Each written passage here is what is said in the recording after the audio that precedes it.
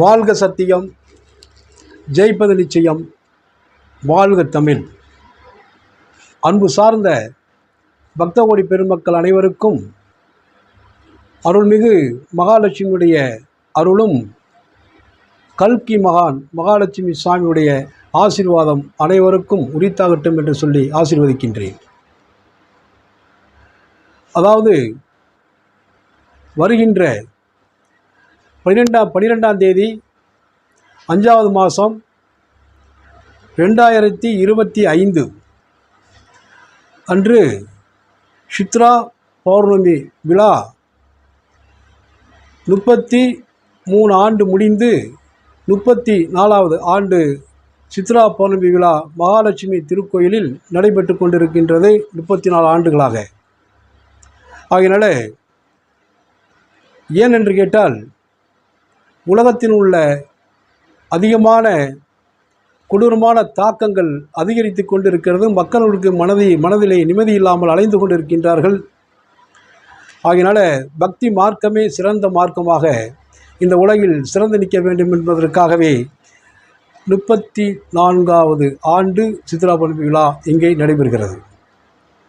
அது சமயம் பக்த கோடி பெருமக்கள் அனைவரும் தவறாமல் கலந்து கொண்டு இந்த யாகத்தில் சிறப்பிக்குமாறு, உள்ளே இருக்கின்ற இருள் நீங்கி அருள் பெருக வேண்டும் என்று சொல்லி அனைவருக்கும் நன்மை பெற வேண்டும் என்பதற்காகவே இந்த உலகில் கணபதி யாகம், திரிபுரா சுந்தரி யாகம், ருத்ர யாகம், சூலினி துர்கா யாகம் இதெல்லாம் 12ஆம் தேதி அதிகாலை 4:30 மணிக்கு குத்துவிளக்கேற்றுதல், கொடியேற்றுதல் யாகம் நடைபெற உள்ளது.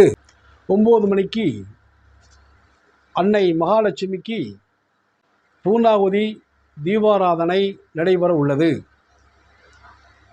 முடிந்தவுடன் அன்னதானம் தொடர்ந்து நடைபெறும். வருகின்ற, அதாவது ஒவ்வொரு மாதமும் பௌர்ணமி வருகின்றது. சித்ரா பௌர்ணமி என்பது பூர்ண நிலவாக உலகில் அந்த காஸ்மிக் எனர்ஜி, அதாவது எல்லா கிரகங்களும் வெகு தூரத்தில் இருக்குது என்பார்கள். சந்திரன் ரொம்ப தூரம் குறைவான இடத்தில் இருப்பதாக நமக்கு சக்திகள் அதிகமாக கிடைக்கும் என்பதை சொல்லி சித்ரா பௌர்ணமி விழா அனைவரும் வந்து கலந்து கொண்டு எல்லாம் அன்னையின் அருளை பெற்று மகானுடைய ஆசீர்வாதத்தை பெற்று செல்லுமாறு எல்லா அனைவருக்கும் ஆசீர்வதிக்கின்றேன். வாழ்க சத்தியம், ஜெயிப்பது நிச்சயம், வாழ்க தமிழ்.